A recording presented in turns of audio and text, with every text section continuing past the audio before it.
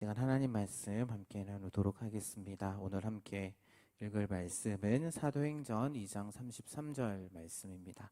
사도행전 2장 33절 한 절이니까요. 같이 한 목소리로 함께 읽도록 하겠습니다. 함께 읽겠습니다. 시작! 하나님이 오른손으로 예수를 높이심에 그가 약속하신 성령을 아버지께 받아서 너희가 보고 듣는 이것을 부어 주셨느니라. 아멘.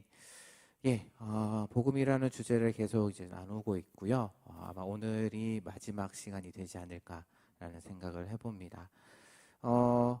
복음이라는 단어. 그래서 지난 시간에는 그 바울이 만들었던 그 복음이라는 단어. 그래서 바울이 어떤 의미를 담고자 했는지에 대한 그런 메시지. 그 메시지가 무엇인지 우리가 지난 시간에 생각해 봤는데요. 그래서 이제 바울이 구약에 나타났던 그런 메시지들을 헬라적인 환경에서 그것을 효과적으로 전달하기 위해서 만들었던 단어가 이제 복음이었다라는 것을 우리가 생각해 봤습니다.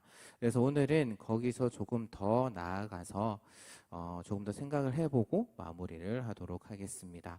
그래서 오늘 주보를 보시면은 말씀 밑에 제가 조금 요약을 해 놓은 부분도 있습니다. 그것을 참고도 하시고 그렇게 보시면서 이제 말씀을 들으셨으면 좋을 것 같습니다. 그래서 오늘 말씀은 이제 시편 2편 말씀부터 한번 시작을 해 봤으면 좋겠습니다. 시편 2편. 시편이 150편 가운데 이제 시편 2편의 말씀을 보면은 그 처음에 세상의 군왕들이 나타납니다. 그래서 하나님을 대적하게 되죠. 그래서 그러한 모습들, 하나님을 대적하고 자기 뜻대로 자기 마음대로 행하려고 하는 그 세상의 군왕들의 모습을 보고 하늘에 계신 하나님께서 비웃으셨다라는 그런 표현이 시편 2편에 나오고요. 그러면서 그 시편의 말씀, 시편 2편의 말씀을 뒷부분을 쭉 읽어 보시면은 어떤 내용으로 이야기를 하고 있냐면 너희들 꼼짝 마라. 내가 나의 아들을 세울 것이다. 라는 그러한 말로 이렇게 요약을 해 볼 수가 있습니다. 내가 나의 아들, 그러니까 하나님이죠. 하나님께서 나의 아들을 세울 것이다. 그러니까 이 말은 좀 고대의 문화 아니면은 사극 그런 것들을 좀 이해할 필요가 있습니다. 뭐냐면은 고대에서 이제 아들을 세운다. 특별히 왕이 아들을 세운다라는 것은 왕이 그 다음 대를 이을 세자를 책봉한다. 세자를 세운다. 라는 그러한 의미가 있습니다. 그리고 어떤 세자가 정해진다라는 것은 이제 그 다음 왕이 될 사람이 정해졌다라는 그러한 의미죠. 유대도 마찬가지였습니다. 유다, 이스라엘도 마찬가지였죠.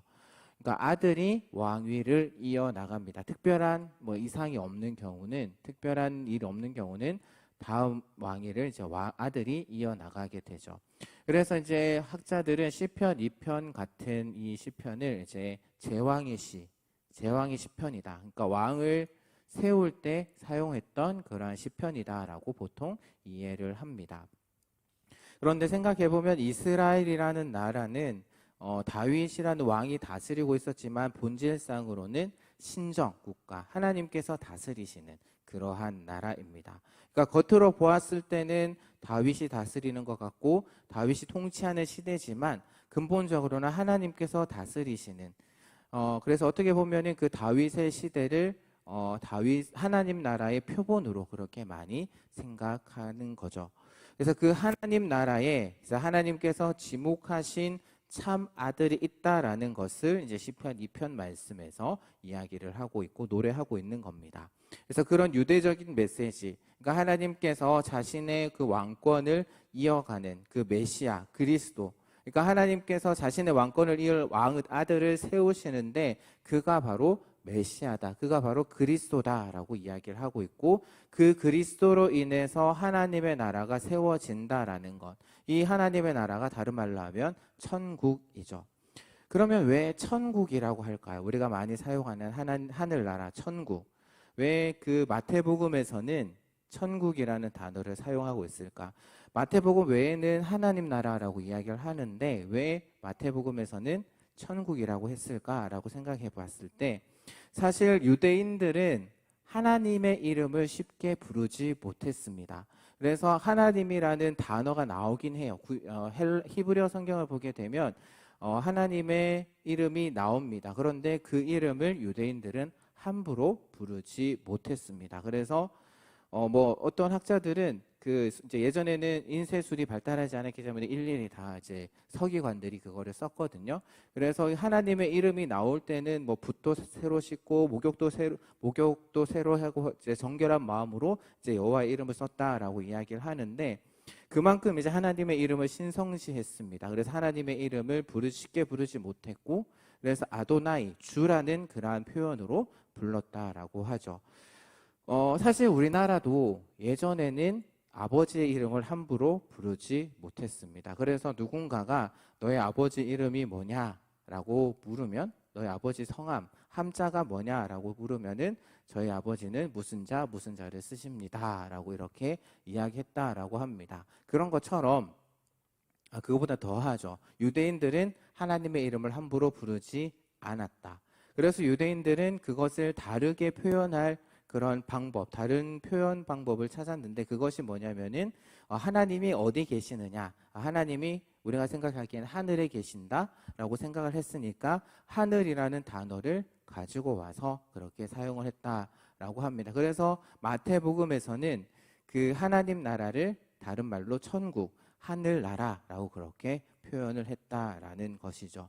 그러면 그 천국, 그 하나님 나라가 이루는 그 천국이라는 것은 바로 하나님의 아들 그리스도를 통해서 이루어지는 것이다. 그것이 바로 복음의 핵심이고 핵심 내용이고, 그것을 표현하기 위해서 바울은 유앙겔리온이라는 그러한 단어, 복음이라는 단어를 선택해서 그렇게 사용을 하셨다라는 것이죠. 사용했다라는 겁니다. 앞서 이제 시편 2편 말씀을 잠깐 드렸는데, 그 시편 2편의 말씀이 하나님께서 자신의 왕권을 이어나갈 왕을 세우려고 하는 그것을 표현하고 있는 시다라고 말씀을 드렸는데, 그럼 그것이 이제 어디에서 이루어지느냐? 그럼 신약 성경 어디에서 이루어지느냐라고 한다면은 마태복음 3장 말씀에 가서 그것이 이루어집니다. 그러니까 어디서 이루어지느냐? 바로 예수님께서 세례 요한을 통해서 세례를 받으실 때. 그래서 3장 17절의 말씀을 보게 되면 한번 띄워주시겠어요? 3장 17절의 말씀을 보면은 이런 말씀이 있습니다. 하늘로부터 소리가 있어서 말씀하시되, 어떤 소리가 났느냐? 이는 내 사랑하는 아들이다, 내 기뻐하는 자다라는 말이 들렸다라고 기록을 하고 있습니다. 이것이 무엇이냐면은 우리가 시편 2편의 말씀을 이해를 한다면은 이 모습, 그러니까 하늘로부터 이는 내 아들이다, 내 사랑하는 아들이다 라고 했던 것은 이제 시편 2편에서 이야기하고 있는 이제 자신의 왕권을 이을 왕을 세우시는 그러한 모습. 어떻게 보면은 예수님이 세례 받으신 것은 이제 예수님께서 메시아로 하나님의 왕권, 하나님 나라의 왕권을 이을 그 왕으로 등극하는 그러한 장면이다라고 그렇게 볼 수 있다라는 것이죠. 그러니까 예수님을 하나님께서 이제는 이 사람이, 이 메시아가, 이 예수가 바로 내 나라, 하나님 나라를 이을 왕이다라는 것을 선포하는 장면이 바로 마태복음 3장에 나오는 예수님께서 세례 받으시는 그러한 장면이다라는 겁니다. 즉 하나님께서 자신의 나라를 이루시는데, 자신의 나라를 자신이 이루는 그 나라의 왕을 분명하게 선포하시는 그 장면이 바로 예수님께서 세례 받으시는 장면이다라는 것이죠. 그리고 이후에 이제 말씀을 보게 되면 예수님께서 시험을 받으시고, 마태복음 4장에서 예수님께서 시험을 받으신 뒤에 이제 산에 가셔서 이제 제자들에게 가르침을 베푸십니다. 그것은 이제 산상수훈이다라고 이야기를 하고, 그 산상수훈의 내용이 5장부터 7장 말씀까지 쭉 이어서 나오죠. 그러는 가운데 7장 21절 말씀에 가면은 예수님께서 이렇게 이야기하십니다. 하늘에 계신 내 아버지의 뜻대로 행하는 자라야만 천국, 하나님 나라에 들어갈 수 있다라고 이야기를 하시는 거죠.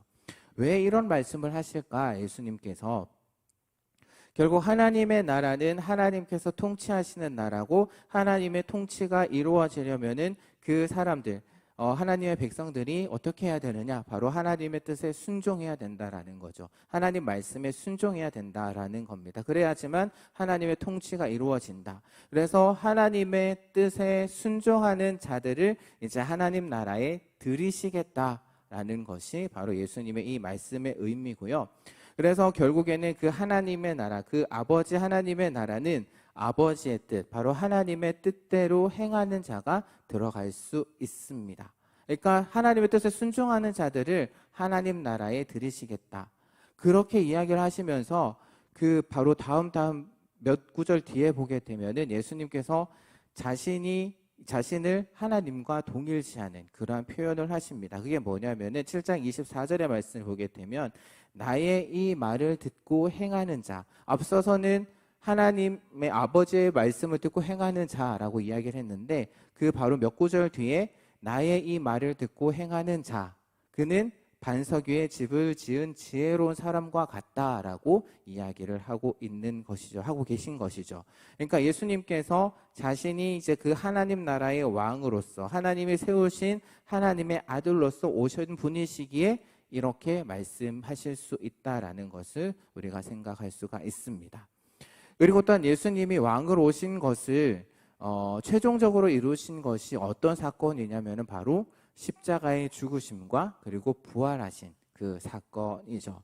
그래서 이제 예수님께서 십자가에 달려 죽으시고 3일 만에 부활하셨습니다. 3일 만에 부활하셔서 예수님의 제자들에게 나타나셨습니다. 제자들에게 나타나셔서 하셨던 말씀들도 기록이 되어 있는데 28장 마지막 부분에 보게 되면 하늘로 올라가시기 전에 이런 말씀을 하시죠. 18절 말씀을 보게 되면 예수님께서 나와 말씀하여 이르시되 그 뒤에 어떤 말씀을 하시죠? 하늘과 땅의 모든 권세를 내게 주셨으니. 누가 주셨을까요?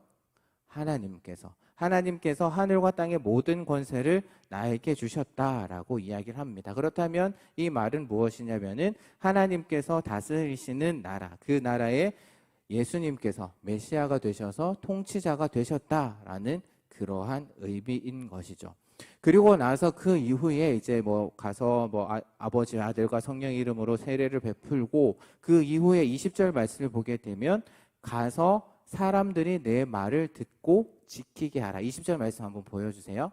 가서 내가 분부한 모든 것을 가르쳐 지키게 하라. 지키게 하라라는 말이 뭘까요? 순종하게 하라라는 그러한 말씀입니다. 그러니까 내 말을 가르쳐서 그들이 순종할 수 있도록 하라라고 그렇게 명령을 내리신 것이죠. 우리가 이것을 이제 지상명령이다라고도 그렇게 이야기를 합니다.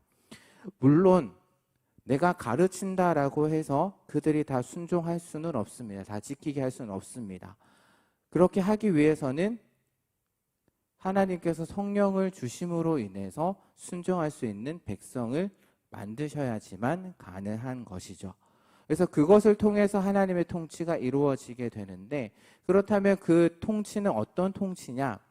세상의 나라 왕들은 어떻게 통치를 하냐면은 법을 만들고 그 법에 순종하고, 그 순종하지 않으면은 벌을 주고 지키면은 상을 주는 그러한 모습으로 통치를 하는데, 하나님께서는 그렇게 다스리지 않으신다라는 거죠. 사랑의 통치를 하시는 거고, 그래서 예수님께서 제자들에게 지난번에 우리가 배웠던 것처럼, 우리가 말씀 나누었던 것처럼 너희가 서로 사랑하라 라는 그러한 계명을 주신 것이죠. 그래서 결국에는 우리 가운데 사랑의 통치가 이루어지는 것, 그것이 바로 천국 복음이다 라고 그렇게 우리가 정리해서 말씀드릴 수가 있고요. 바울은 이것을 조금 다른 관점에서, 다른 초점에서 이야기를 합니다. 즉, 그 아들 그리스도가 오신 것에 초점을 두고 이야기를 하고 있다라는 것이죠. 마태는 그 하나님의 나라에 초점을 두고 있고, 바울은 그 하나님의 나라, 그 하나님의 나라를 다스리실 그리스도에 초점을 두고 이야기를 하고 있다라는 겁니다. 그래서 그리스도의 복음, 하나님의 아들의 복음이라는 표현을 바울이 많이 쓰고 있죠. 그래서 예수님이 오셔서 가르친 메시지, 그 메시지는 결국 한마디로 천국인데, 바울은 그것을, 그 천국을 다스릴, 천국을 어떻게 전하고 있냐면은 그리스도를 통해서 전하고 있다라는 겁니다. 그래서 바울이 자신이 쓴 편지에 그리스도의 복음, 또 하나님 아들의 복음이라는 표현을 많이 쓰고 있죠. 그런데 그 그리스도의 복음은 결국 앞에서 제가 말씀드린 것과 비슷합니다. 하나님께서 왕으로 이 땅을 통치하시는 나라, 하나님께서 왕으로 통치하시는 그 나라, 그것을 이루기 위해서 누가 오시느냐? 바로 메시아가 오신다. 메시아를 보내셔서 그 나라를 다스리고 통치하게 하시겠다라는 것이고요. 그래서 그 그리스도, 그 메시아에 초점을 맞춘 것이 그리스도의 복음의 내용이다라는 겁니다. 그렇다면 그 그리스도께서, 그 메시아가 오셔서 그러면 이루시는 것은 무엇일까? 무엇을 이루시기 위해서 이 땅 가운데 오시느냐? 간단하게 이야기하면은 새로운 창조, 새 창조다라고 이야기를 할 수 있습니다. 그러니까 지난 시간에 잠깐 말씀드렸던 것처럼 그리스도가 오셔서 그들에게, 하나님의 백성들에게 새로운 영을 주셔서 그 사람들을 새롭게 만드시기 때문에 그것을 새 창조다라고 이야기를 할 수 있고요. 또한 그것을 또 다르게 이야기를 하자면은 어떻게 이야기를 드릴 수 있냐면은 죄에 있던 자들, 죄 가운데 있던 자들을 끄집어내는 것이기에 어떻게 보면은 구원을 이루는 것이다라고 그렇게 볼 수도 있습니다. 이 구원에 대해서도 나중에 한번 기회가 되면 이야기를 한번 나눠볼 텐데요. 그렇다면 결국 이 그리스도라는 존재는 어떤 존재냐? 바로 새로운 창조를 이루시는 분이시면서 동시에 구원을 이루시는 분이다라고 성경은 우리에게 이야기를 하고 있다라는 거죠. 새 창조, 구원이라는 이야기가 나오면은 좀 다른 말 같아 보이긴 하지만 결국에는 사실 이러한 개념들이 결국에는 같은 이야기를 다른 관점에서 이야기를 하고 있다라는 겁니다. 그래서 바울 서신을 보게 되면 계속 새 창조 이야기, 또한 구원을 이루신다라는 이야기가 계속 설명이 되고 있다라는 거고요. 그리고 새 창조를 이룬다라는 것은 결국에는 조금은 적극적인 그러한 표현이고, 또한 구원을 이룬다라는 것은 조금 소극적인 그러한 표현입니다.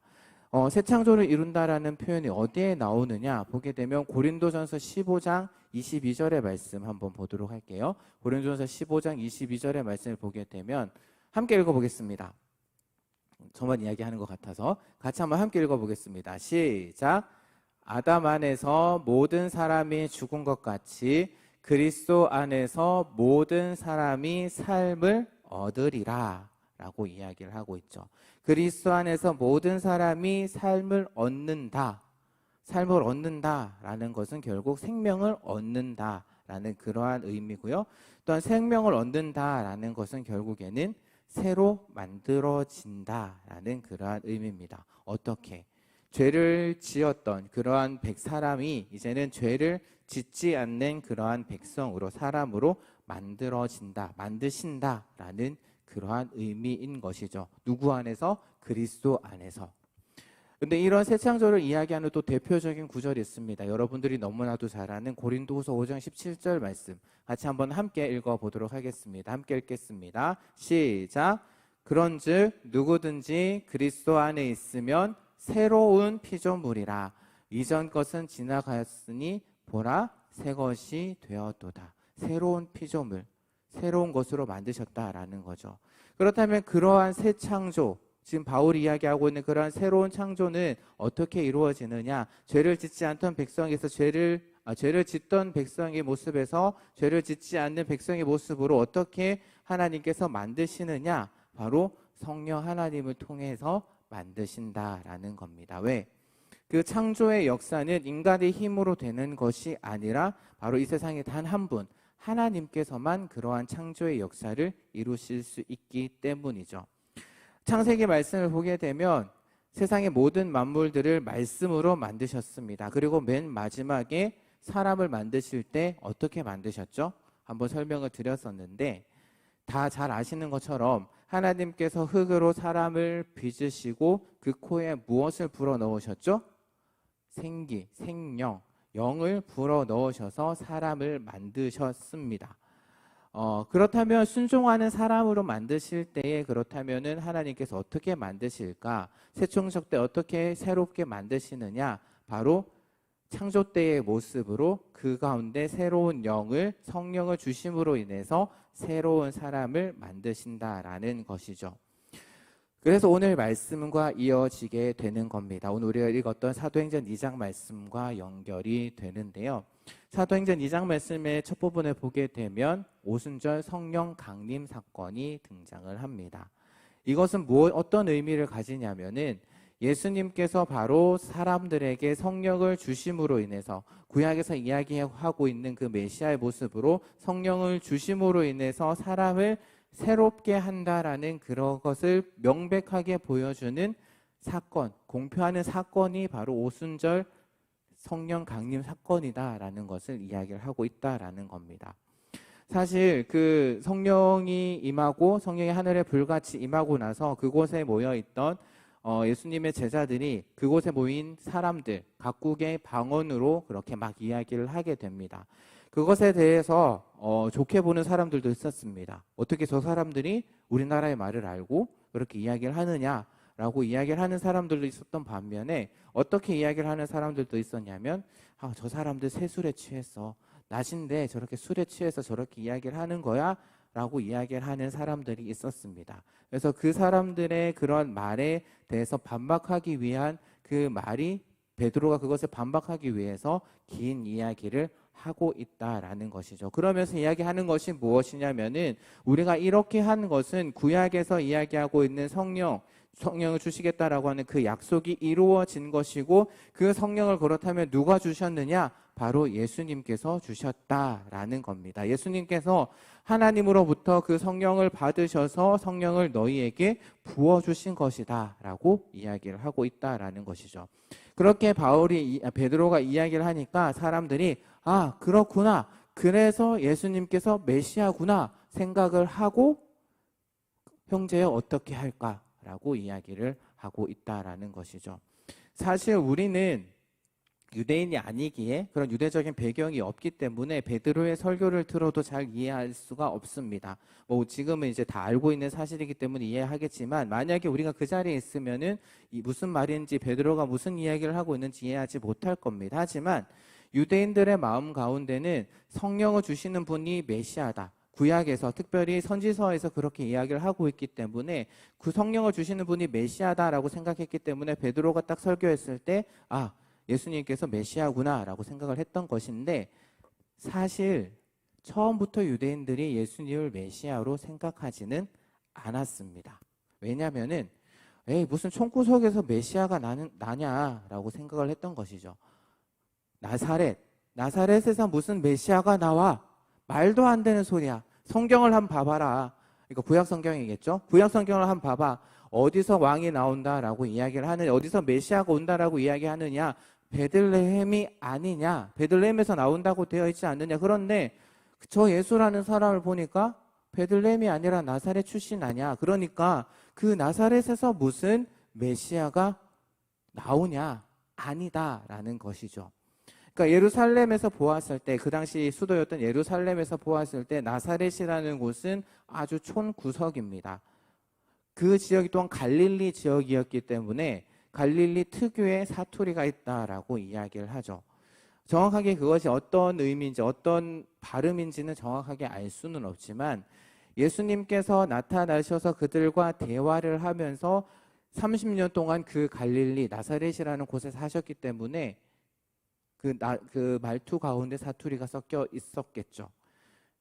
그렇게 생각하시면 됩니다. 쉽게 생각하시면은 지금 서울에 있는데 지금 대구에 있던 사람이 올라와서 대구 사투리를 쓰는 그러한 모습. 누구라고는 말씀 안 드리겠습니다. 누구라고 딱히 따로 말씀을 안 드리겠지만 그러한 의미로 이제 예수님께서 아마 그러한 말투, 그러니까 갈릴리 사투리로 그렇게 사용을 하셨다라는 거죠. 그렇기도 하고 예수님이 누구의 아들이죠? 육신적으로 누구의 아들이죠? 목수의 아들이다라고 흔히들 이야기를 합니다. 목수는 그 당시 가난한 사람들 중에 한 부류였고요. 많이 배우지 못한 그러한 사람들이었습니다. 그렇기 때문에 유대인들이 보기에는 그 예수라는 사람이 그런 조건들을 만족하지 않기 때문에 도저히 메시아로서 자격이 없다라고 생각을 했습니다. 그래서 예수님을 유대인들이 메시아로 받아들이지 않고 계속해서 복음서의 말씀을 보게 되면 계속해서 예수님과 부딪히는 그러한 모습이 있었다라는 거죠. 그런데 그런 유대인들에게 이제 그 예수가 메시아다라는 것을 증거하는 사건, 빼박 사건이 무엇이냐? 바로 예수님께서 제자들에게 성령을 주신 그 오순절 성령 강림 사건이다라는 겁니다. 왜? 유대 배경에서 특히 선지서들을 보게 되면, 특별히 요엘서의 말씀을 보게 되면 성령을 주시는 분이 누구시다? 바로 메시아이기 때문이죠. 또한 세례 요한도 비슷한 얘기를 합니다.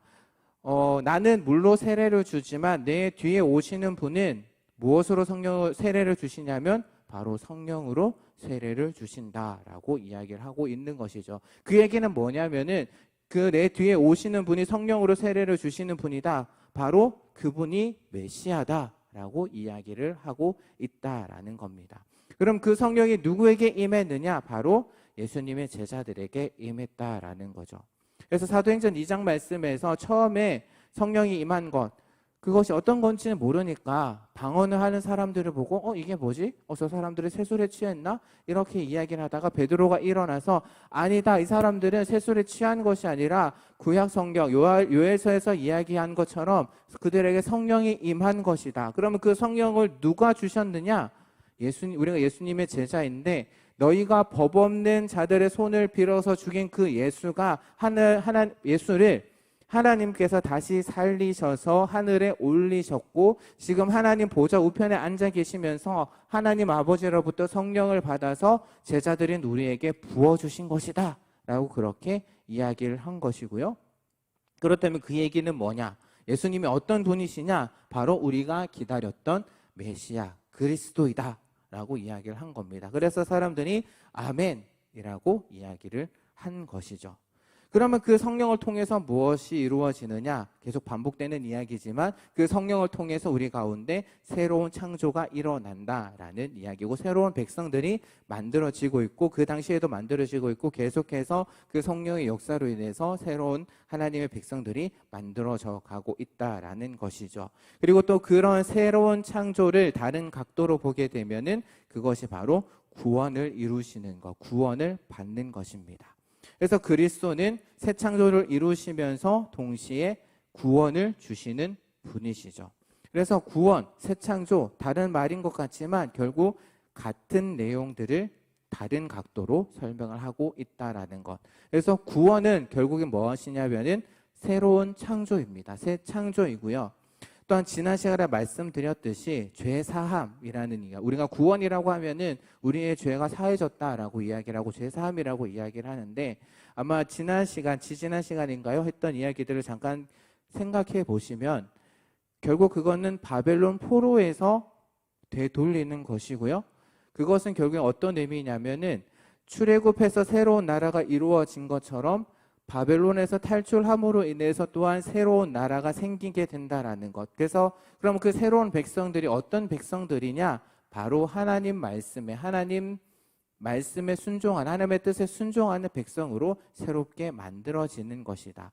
그래서 죄사함을 받았다라고 했을 때 그거 죄사함을 받았다라는 말은 어떤 의미냐면 그냥 우리 가운데 있던 죄가 뚝 떨어져 나가는 것이 아니라 죄사함을 받았다라는 것은 우리가 새로운 백성이 되었다라는 것이고 새로운 인류가 되었다라는 말. 그래서 즉 구원이라는 것은 또한 즉 죄사함을 받았다라는 말은 결국에는 우리 가운데 새로운 창조가 이루어졌다라는 그러한 의미다라는 겁니다. 정리를 하자면 그리스도의 복음, 우리가 그리스도의 복음이다라고 이야기했을 때 하나님께서 마지막 때에 메시아를 통해서 새로운 출애굽을 이루시고 그 그리스도께서 새 영을 주심으로 인해서 새로운 이스라엘을 이루어 가신다라는 것, 그것이 그리스도의 복음. 그렇게 되는 이스라엘 백성들이 구원을 받은 것이고 새롭게 창조되었다라는 것. 그래서 이런 이야기를 할 때 바울은 그리스도의 복음이다 라고 이야기를 하고 있다라는 겁니다. 잘 따라오셨는지 모르겠는데요. 전체적으로 다시 한 번 더 정리를 해보겠습니다. 우리가 이제 성경을 가지고 있죠. 우리가 구약, 신약이라는 성경을 가지고 있고 구약부터 신약까지 기록되었을 때 복음은 두 가지로 생각해 볼 수가 있습니다. 하나는 천국 복음, 하나는 하나님 나라의 복음이죠. 또 다른 하나는 그리스도의 복음, 하나님의 아들의 복음. 지난 시간에 말씀드렸던 것처럼 복음에는 이런 두 아이콘이 있다라고 말씀을 드렸습니다. 결국 두 아이콘을 정리하면은 클릭하면 똑같은 내용이 나온다라는 거죠. 그래서 그 내용들이 구약 성경에서부터 신약 성경에까지 쭉 이어지는 그 이야기들이 다 들어가 있다. 그래서 초대교회가 그것을 전한 것이고 사실 우리도 그것을 전해야만 하는 것입니다. 그런데 그런 유대의 메시지들을 전할 때 바울이 그냥 유대식 용어로만 사용했느냐? 아니다. 그 당시 교회나 사람들에게 잘 먹힐 수 있는, 잘 전달될 수 있는 용어를 사용했고 그것이 복음이다라는 단어이고 그것을 바울뿐만 아니라 마태도 그렇게 사용했다라는 것이죠. 아니 더 나아가서 예수님께서도 그렇게 이야기를 하셨고 그 뒤에서는 이제 하나님께서 모든 것들을 다 정리를 하신 겁니다. 그래서 하나님께서 모든 계획을 다 세우시고 때가 찼을 때 그 모든 것들이 들어맞게끔 계획하셨고 그 틀을 맞추어 놓으셨고 그것을 누가 깨달았느냐? 처음에는 예수님께서 깨달으셨고 그 다음에 바울이 깨닫고 바울이 깨달은 것을 그 시대에 맞게 용어를 사용해서 만들고 그리고 그것들을 또 다른 사람들이 배우고 그 배운 것을 또 전하다 보니까 이렇게 해서는 안 되겠다 싶어서 책을 쓰고 또한 복음서도 써지고 그래서 마태, 마가복음, 누가복음, 요한복음까지 쓰여지게 되었다는 것이고 그래서 신약 성경이 완성되고 그것이 지금 우리에게까지 이어지고 전해지고 있다라는 것입니다. 네, 여기까지가 제가 드리고 싶은 말씀입니다. 잘 따라오셨는지 모르겠고요. 그동안 정말 수고 많으셨습니다. 좀 어렵고 복잡한 내용들을 따라오셔서 참 감사하고요. 정말 고생 많으셨는데 물론 이번 4주 동안 걸쳐가지고 제가 했던 이야기들을 다 기억하시면 좋겠지만 기억하지 못하셔도 좋습니다. 제가 언젠가 또 기회가 되면 다시 한번 말씀을 드리고 이 시간을 마무리하면서 제가 드리고 싶은 말씀은 뭐냐면은 우리가 교회를 다니면서 우리가 하나님의 백성이고 하나님의 나라이고 그리스도인이고 그래서 들었던 이야기들 또한 단어들 그것을 그냥 우리가 너무 쉽게 생각하지 않았나라는 생각이 들었습니다. 그래서 그렇게 하지 않았으면 좋겠다. 우리가 복음이다라고 이야기를 하면 우리가 너무나도 많이 듣고 너무나도 잘 아는 것으로 그렇게 쉽게 생각해 버리는데요. 하지만 지금까지 제가 다루었던 것처럼 그 복음이라는 단어 가운데는 아주 깊은 의미가 있고요. 풍성한 의미가 있고 우리가 그냥 쉽게 지나칠 수 없는 그러한 내용들이 있습니다.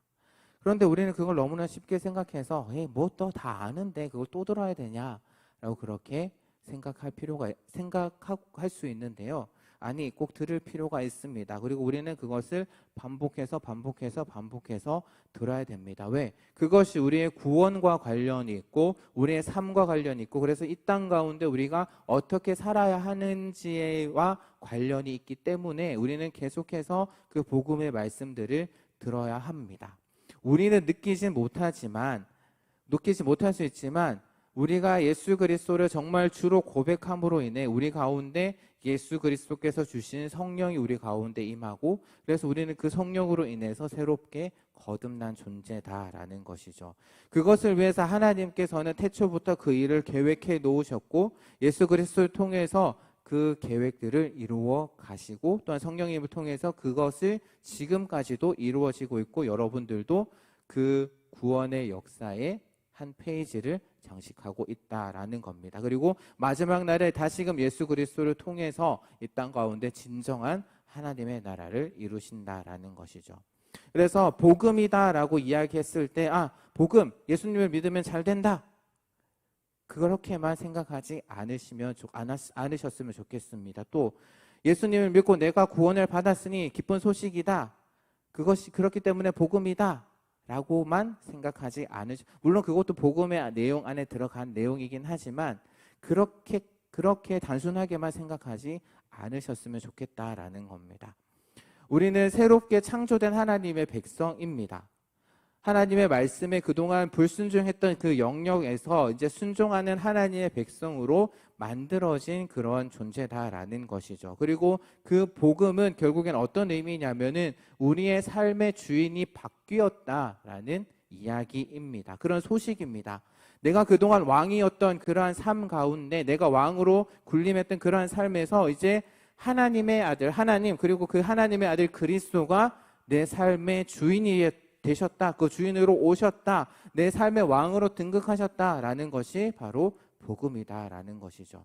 그렇다면 이제 우리는 그 우리의 주인이신 그 하나님의 뜻 가운데 살아가야 하는 존재다라는 겁니다.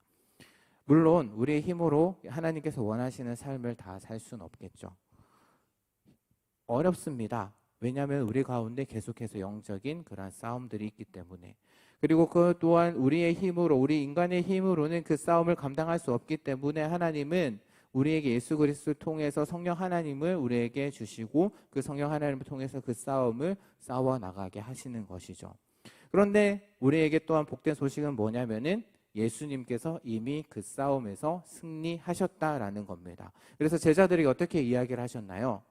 내가 세상을 이길 것이다 라고가 아니라 내가 이미 세상을 이겼다라고 이야기를 선포하신 겁니다.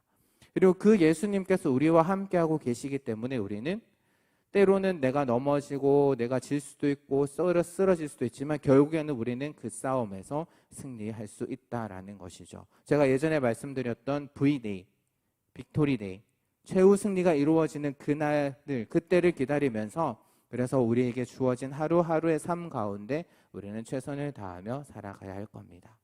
내가 어떤 존재인지, 그리고 또한 우리가 싸우고 있는 그 싸움의 본질이 무엇인지 우리가 늘 마음에 새기면서 우리에게 주어진, 하나님께서 우리에게 주신 그 하루하루라는 시간, 선물과 같은 그 시간을 살아가며 하나님 말씀에 순종할 때 하나님께서는 우리 삶 가운데 아주 특별한 일을 이루실 것입니다. 이것이 복음이라는 주제를 다루면서 제가 마지막으로 여러분들에게 드리고 싶은 말씀이었습니다. 네, 이제 찬양할까요? 찬양을 하면서 말씀 마무리하도록 하겠습니다. 어떤 찬양을 할까 참 고민을 하다가요, 다시 복음 앞에라는 말씀이 찬양이 생각이 났습니다. 그 찬양 드리면서 함께 기도하는 시간 갖도록 하겠습니다.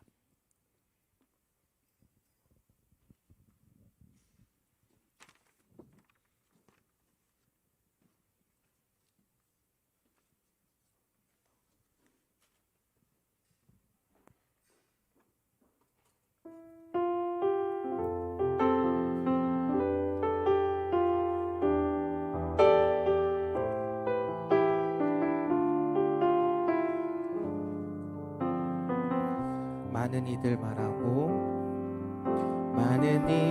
말하고 많은 이들 노래는 하지만 정작 가지 않는 길, 두려운 생각보다 많이 힘들고 험한 길보단 그저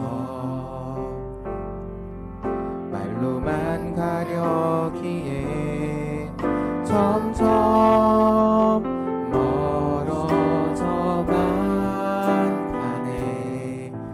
내게 생명 주었던 그 길 점점 이용하려 하네. 내게 사랑 주었던 그 길 다시 복음 앞에 내 영혼 서네. 주님 만난 그때 나 다시 돌아가 주님께 예배 드리며 다시 십자가의 길 다시 복음 앞에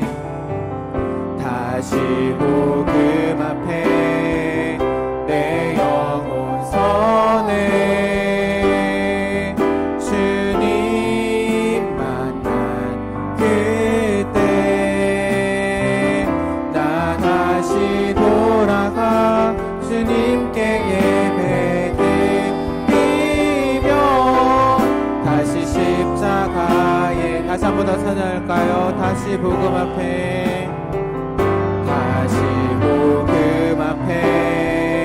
내 영혼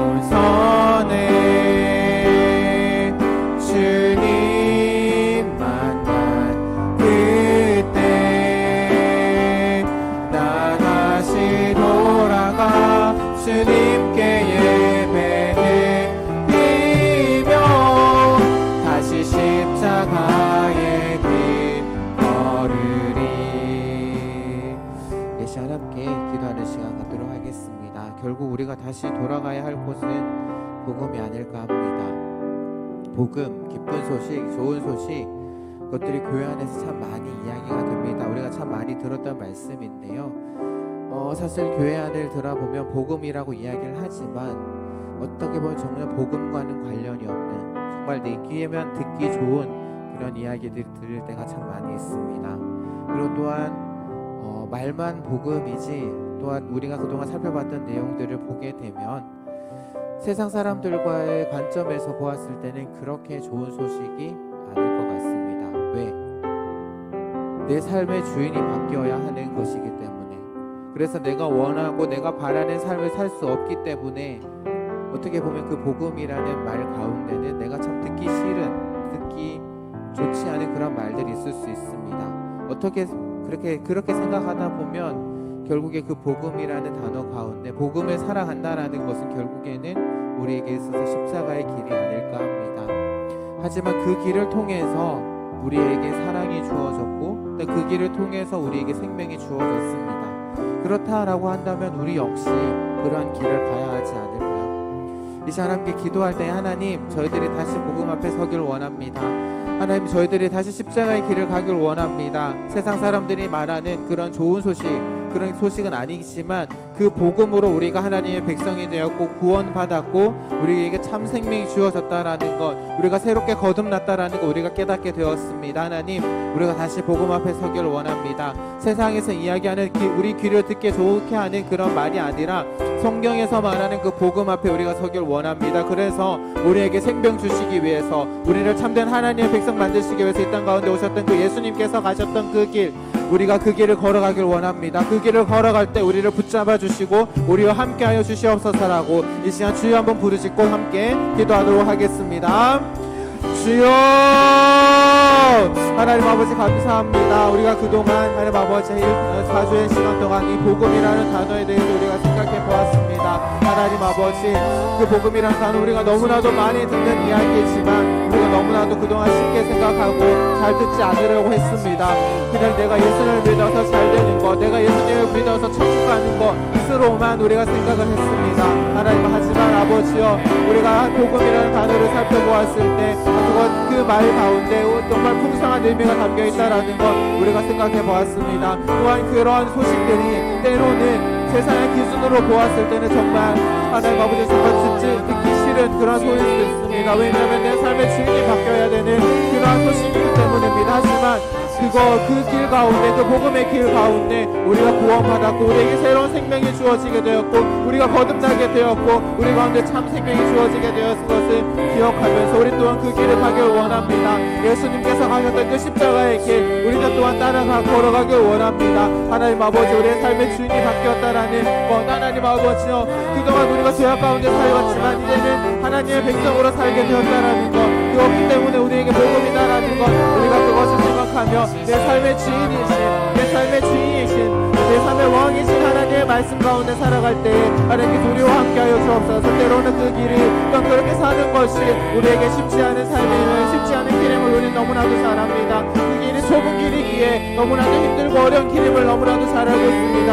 하지만 하나님 아버지, 우리가 그 길을 걸어가야 함을, 하나님 그 길을 걸어가야 함을 그 길 끝에 하나님께서 기다리고 계시고 예수님께서 우리에게 참 생명을 주시기에 하나님 그 길을 걸어가길 원합니다. 우리와 함께해 주시고 하나님 아버지, 우리와 함께해 주시고 우리에게 힘주시고 능력을 더하여 주시옵소서. 하나님 아버지 감사합니다. 이 시간 저희들 가운데 복음이라는 말의 의미에 대해서 우리가 한번 생각해 보게 하심을 감사드립니다. 세상 사람들이 말하고 있는, 우리가 흔히 생각하고 있는, 쉽게 생각하는 그런 복음이 아니라 성경이 말하고 있는 복음이 무엇인지 우리가 생각해 보았습니다.